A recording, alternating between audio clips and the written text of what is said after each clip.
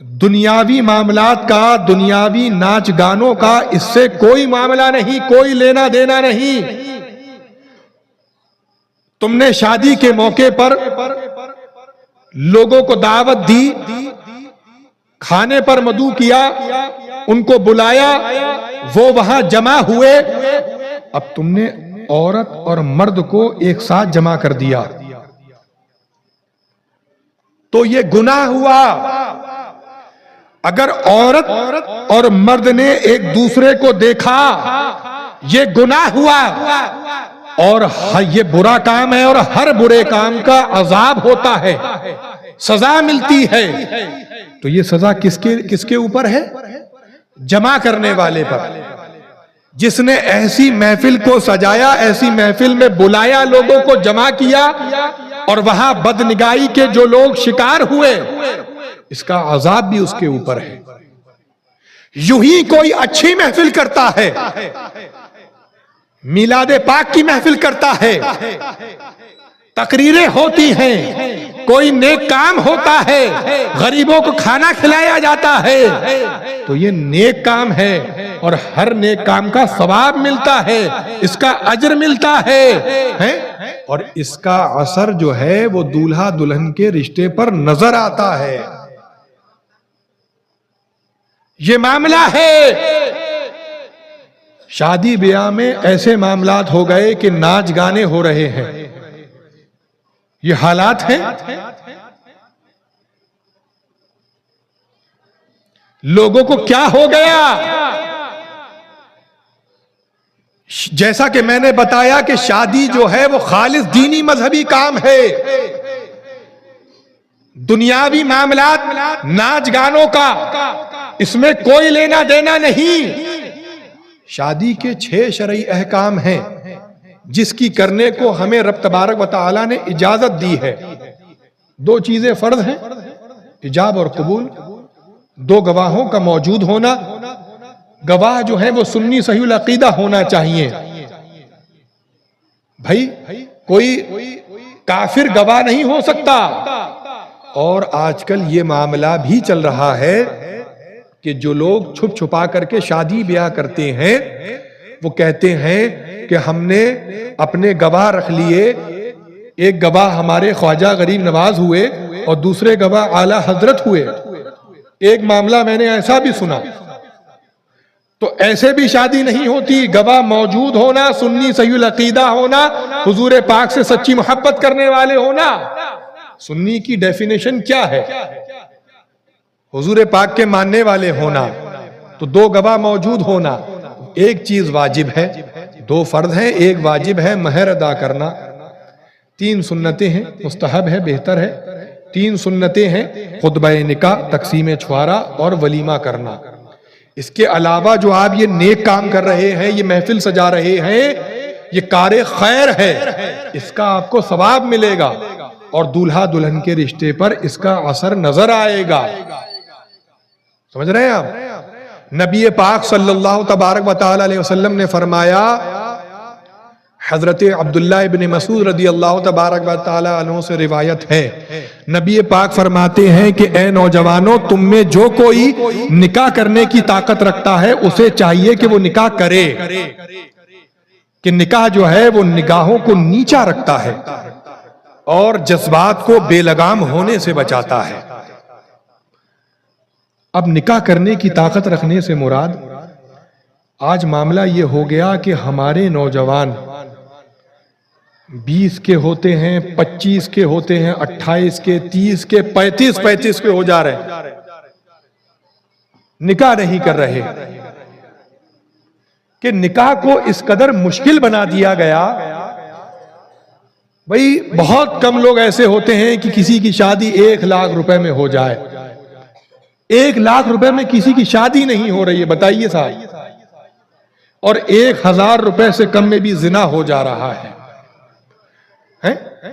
तो आदमी जो है वो हलाल काम की तरफ नहीं जा रहा है, हराम काम की तरफ भटक रहा है।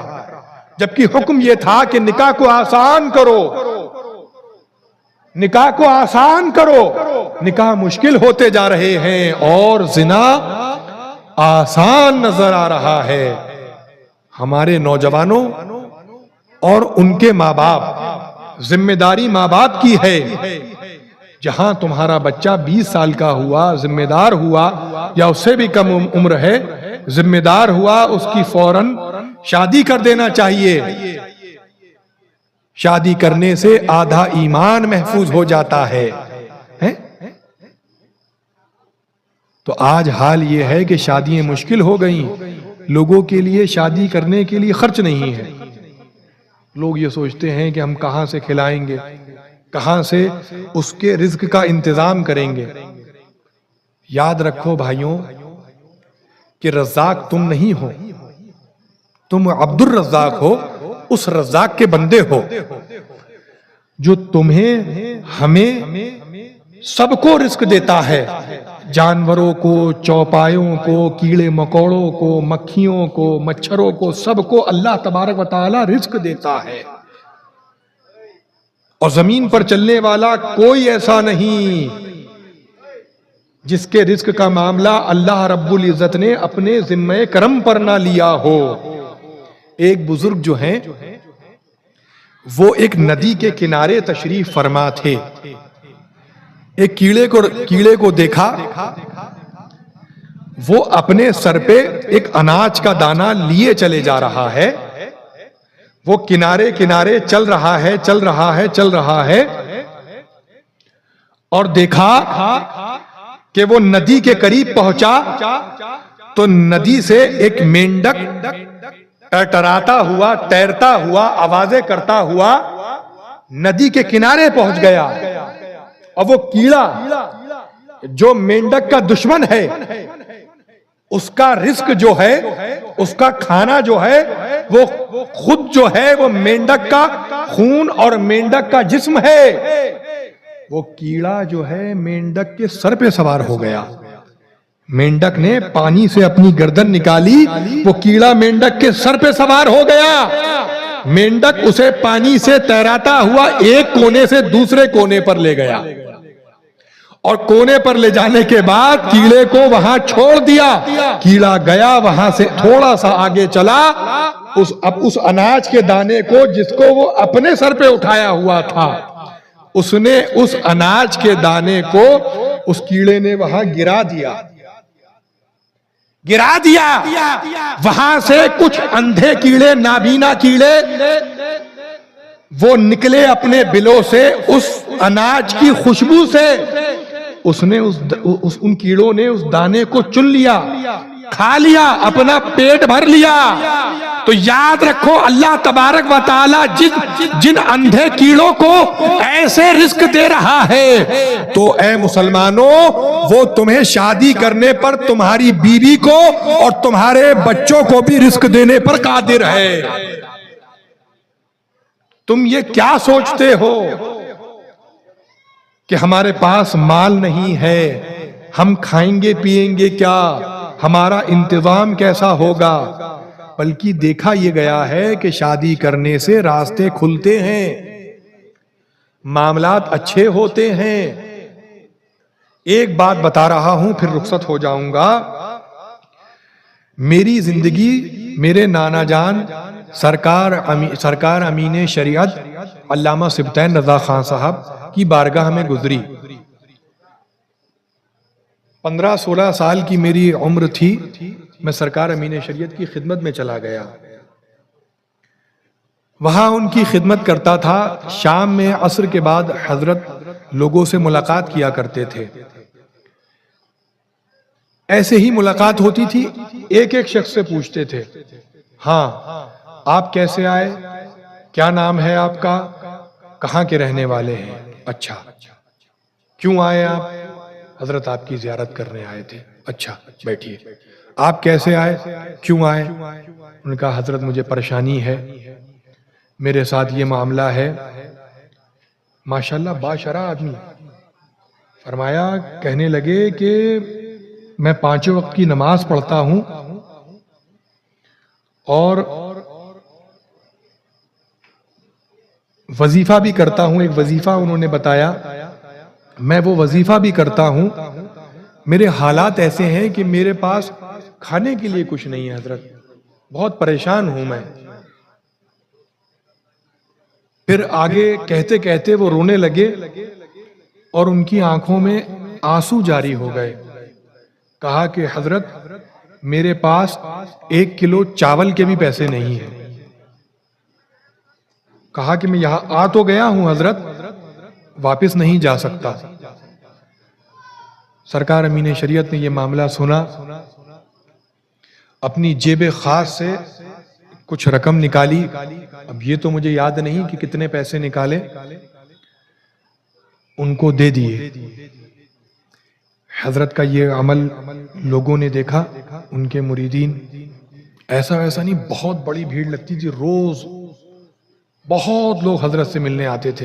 ये मजमा जो आप देख रहे हैं ना, इधर वाले जो इतने लोग बैठे, इतने लोग बैठते थे हजरत के पास आके, और बहुत जल्दी जल्दी सबका काम होता था। एक एक आदमी से पूछते थे, वो पीछे बैठे हुए ना, उनको भी बुलाते थे, उनसे भी पूछते थे। ये हजरत का मामला था। तो लोग बैठे हुए थे, तो उन लोगों ने भी उनकी मदद की, अच्छी मदद की। फिर हजरत ने उनसे फरमाया, ये बात जो मैंने मेरे जहन में बैठ गई, हजरत ने उनसे कहा कि आप शादी कर लीजिए। हजरत ने फरमाया कि आप शादी कर लीजिए। मेरे समझ में नहीं आया कि भाई, एक तो उनके पास वो खुद कह रहे हैं कि 1 किलो चावल के पैसे नहीं, उनके जुमले ये थे। भाई जाने के लिए मदद की, ये बात समझ में आती है कि उनके पास घर जाने के लिए पैसे नहीं है, वो कैसे इंतजाम, अपने घर वापस कैसे जाएंगे। हजरत ने ये फरमाया कि आप शादी कर लीजिए। हजरत का ये हुक्म था, वो हजरत से मोहब्बत करने वाले थे। वापस गए, शादी कर ली उन्होंने। 6 महीने बाद दोबारा लौटे। अल्लाह का फजल हुआ कि उनके हालात जो हैं वो बेहतर हो गए। वो अच्छे अंदाज में रहने लगे, खुशो खुर्रम हो गए। तो ये हजरत के अल्फाज की बरकत भी थी, और एक से ये 2 नसीब जो जुड़े, या जो 2 रिश्ते जुड़े, इससे भी बरकत हुई। तो मालूम हुआ कि शादी करने से मामलात बढ़ते हैं। तुम ये ना सोचो कि तुम कहां से खिलाओगे, कहां से करोगे, अल्लाह करने वाला है। बस ये कि शादी तुम्हारी सही अंदाज में होना चाहिए। किसी लालच के मामले में शादी ना करना। भाई अक्सर ऐसा होता है कि लड़के वाले, पहले मैं लड़के वालों की बात कह रहा हूं कि ये बात मुआशरे में सबसे ज्यादा मशहूर है। लड़के वाले ये नियत रखते हैं कि फला मालदार है, उस घर में हमारी शादी हो जाए। उसका मालो दौलत देख के बहुत से लोग शादी करते हैं। वो बात अलग है कि यही मामला अब लड़की वालों के साथ भी है। कोई भी अपनी लड़की नहीं देता है जब तक पैसा नहीं होता है। कोई भी से मुराद ये कि अच्छे लोग देते भी हैं, समझते हैं। तो नियत क्या रहती है कि फला मालदार है, उस घराने में हमारा रिश्ता हो जाए। तो जो ये सोच करके शादी करता है, नबी पाक फरमाते हैं कि अल्लाह तबारक व तआला उसे मोहताज बना देगा। जो ये सोच करके, ये उसके दिल में ये नियत हो कि फला घर में मेरी शादी हो जाए तो मैं मालदार हो जाऊंगा, मुझे माल हासिल हो जाएगा, कुछ अच्छे नजराने, अच्छे तोहफे तहफ़ मिल जाएंगे, तो अल्लाह तबारक व तआला उसे मोहताज बना देता है। फिर उसका मामला पता है क्या होता है? वो हर वक्त मोहताज रहता है जब तक कि उसकी नियत दुरुस्त नहीं होती। और ये मामला मैंने इस सबसे पहले कहा, ये सबसे ज्यादा है लोगों में। अब वो बात अलग है कि लड़कियों में भी, लड़की के घर वालों में भी ये मामला है। वो भी लड़के को ये देखती हैं कि वो जो है मालदार है कि नहीं है लड़का। फिर वो चाहे कैसा हो, किसी बिरादरी का हो, बिरादरियों से तो वैसे भी कोई लेना देना नहीं, ये बात तो मुझे कहना ही नहीं चाहिए। यानी किसी अकीदे का हो, मुझे ये बात यहां कहना थी। वो ये नहीं देखते कि किस अकीदे का है, मामला क्या है। बस उन्होंने देखा कि पैसे वाला है, उन्होंने अपनी बेटी दे दी। तो सोचिए आप कैसा खसारा है, जिंदगी भर मोहताज रहेगा वो। और दूसरा मामला, बहुत से लोग हुस्न देखकर शादियां करते हैं कि फला लड़की बड़ी खूबसूरत है या उसका मामला ऐसा है, तो जो ये देख करके शादी करे अल्लाह तबारक व तआला उसे फितनों में मुब्तला फरमा देगा, वो फितनों में ही रहेगा। और कुछ लोग ये देख करके शादी ब्याह करते हैं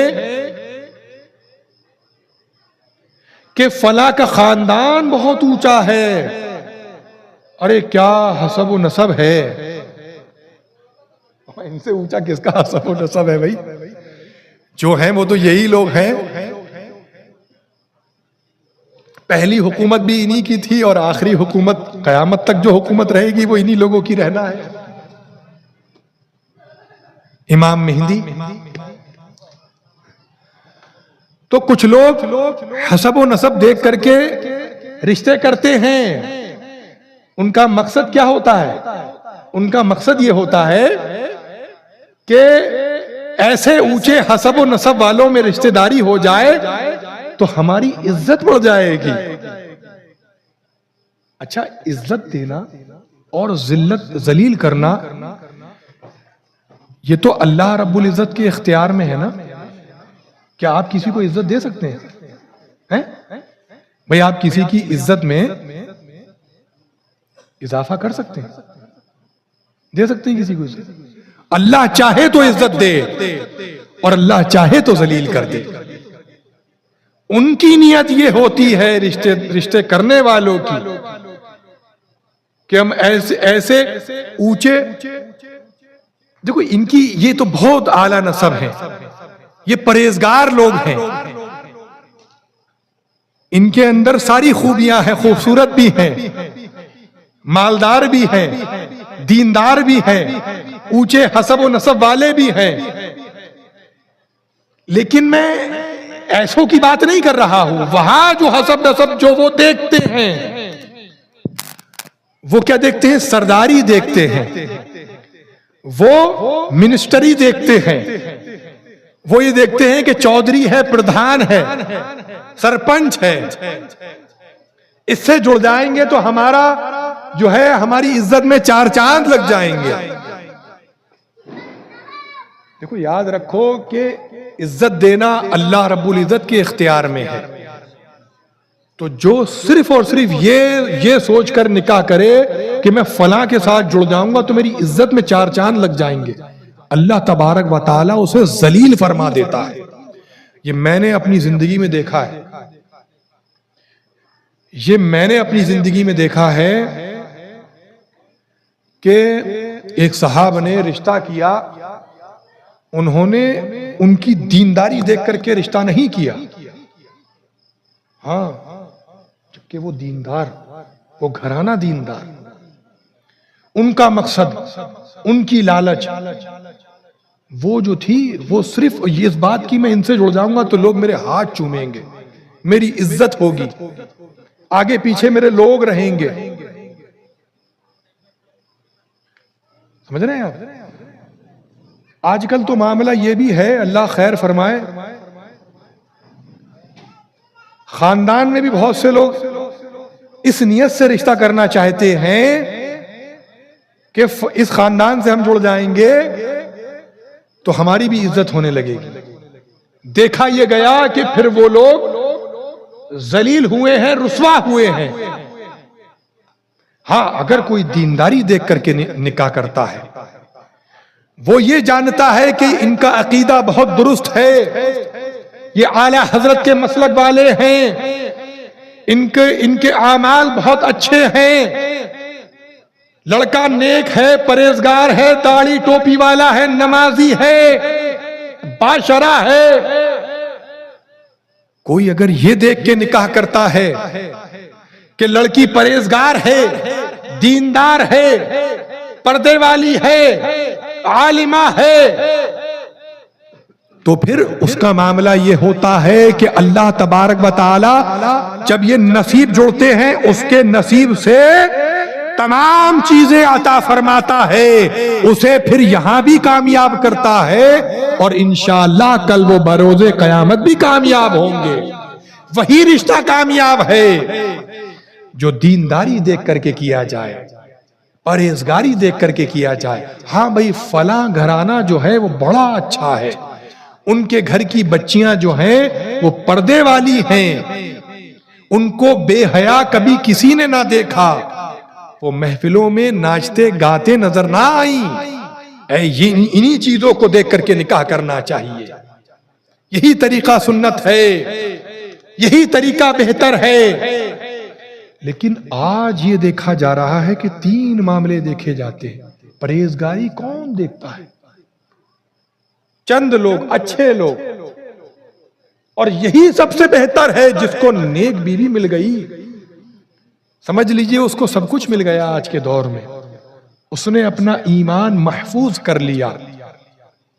तो भाइयों याद रखो कि अकीदे का मामला, उसके बाद आमाल का मामला देखो कि उसके पहले ये देखो कि अकीदा कैसा है, आला हजरत के मसलक का मानने वाला है भी कि नहीं, और फिर ये देखो कि उसके आमाल कैसे हैं, उसके घराने के मामलात कैसे हैं, मुआशरे में उसकी इज्जत कैसी है। ऐसा तो नहीं कि कहीं सूद का व्यापार कर रहा है, ये ब्याज, ये सब आजकल जो ये सब मामलात हो गए। तो इन्हीं सब चीजों को देख करके शादी ब्याह करना चाहिए। और शादी ब्याह में जो ये गलत रस्में ये जो आम होती जा रही हैं, नाच गाने की रस्म, हल्दी के दिनों में ये क्या औरत और मर्द का एक साथ वो हल्दी खेलना,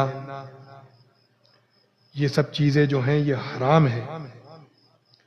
अब तो जो पैसे वाले हैं वो होटलों में हल्दी करते हैं, स्विमिंग पूल जो इसमें पानी, जो तालाब भरा होता है पानी, उसमें नहा नहा के हल्दी करते हैं औरत और मर्द।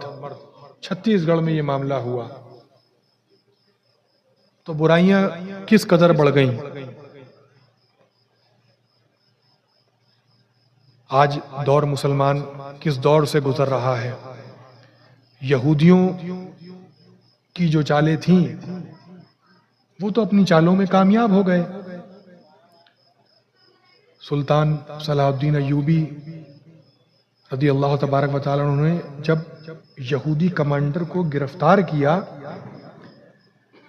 तो वो सुल्तान से कहने लगा कि ऐ सुल्तान, आज तो तुमने मुझे पकड़ लिया और मैं जानता हूं कि तुम मुझे मार दोगे, लेकिन हम तुम्हारी कौम का वो हश्र करके छोड़ेंगे कि तुम्हारी कौम की माएं कोई दूसरा सुल्तान पैदा नहीं कर सकेंगी। हाँ, कोई दूसरा सुल्तान पैदा नहीं कर सकेंगी। जब माएं नाच गाना कर रही हैं, बाप जो है खाली अपनी मर्द और औरत, क्या शादी का जो सही माना है उसको ना जान करके शादी कर रहे हैं, तो फिर हासिल क्या हुआ। क्या आज हाल देखो फिर कैसे हैं, कैसे कैसे बच्चे पैदा हो रहे हैं, वो अपने माँ बाप से बदतमीजियां कर रहे हैं। यहूदियों ने अपनी सारी चालें चल दी। एक मामला यह कि हमारे मुआशरे में शादियां लेट हो रही हैं, देरी हो रही शादियों में, और इधर ये कि उन्होंने, हिंदुस्तान की हुकूमत ने भी इस बात को साफ कर दिया कि रिलेशनशिप जो है वो कोई भी मर्द किसी औरत से रख सकता है, लेकिन शादी एक ही कर सकता है। रिलेशनशिप जितनी चाहे रखे, इसको आम कर दिया हिंदुस्तान ने। ये यूरोप वगैरह कल्चर में था, यहां नहीं था, ये अभी आम हुआ है कुछ साल कबल। यूरोप में हमारे कुछ मिलने वाले रहते हैं नीदरलैंड, हॉलैंड में, उनसे मेरी कभी बातचीत होती है, खबर मिलती है। तो हमने पूछा कि आप लोग यहाँ शादी क्यों नहीं करते जी यूरोप में, ये क्या मामला है आपका, आप शादी करने के लिए हिंदुस्तान से लड़की लेके गिर जाते हैं। और लड़की जो है वहां की वो हिंदुस्तानी लड़का चाहते हैं आप लोग। क्या वजह है भाई? कहा कि हजरत यहां जो है वो रिलेशनशिप बहुत आम हो गई है, कोई भी मर्द किसी भी औरत से रिलेशन में रह सकता है, ये कानून यहां पर पास है, कोई किसी को मना नहीं कर सकता, कानूनी भी दबाव नहीं है। तो कहा कि इससे ये है कि ये रिश्ता इस कदर कमजोर हो गया, ये ऐसी बातें तुमने कभी सुनी नहीं होंगी, ये रिश्ता इतना कमजोर हो गया कि लोग अब ये शादी का जो मामला है ये पूरी जिंदगी का कॉन्ट्रैक्ट नहीं है, बस जब तक मामला सही चल रहे हैं, कोई लड़ाई झगड़ा नहीं है, तब तक शादी है, अगर नहीं समझ में आया तो वो फौरन अलग है, वो फिर किसी और के साथ है। और दूसरी बात ये तो चलो फिर खत्म ही हो गई शादी, ये तो हिंदुस्तान में भी बहुत आम हो गया है तलाक का मसला। लेकिन दूसरा मामला यह है कि वो रिलेशनशिप इतनी आम हो गई कि अब ये नहीं पता चल रहा है कि कौन किसका बच्चा है। इससे हाल ये हुआ कि माँ बाप जब हर किसी को जो उम्र दराज होते हैं, बूढ़े होते हैं, तो जब वो उनका बच्चा नहीं है या दुरुस्त नहीं है वो मामला, बच्चा दुरुस्त नहीं है, कुछ ऐसा मामला है, तो जब बच्चे बड़े हो रहे हैं तो माँ बाप के लिए एहसास खत्म हो जा रहे हैं। जैसे माँ या बाप बीमार है, ये सब बातें इतनी डीपली बताई उन्होंने, इतनी डीपली बताई, इतनी डीपली सुन करके बयान कर रहा हूं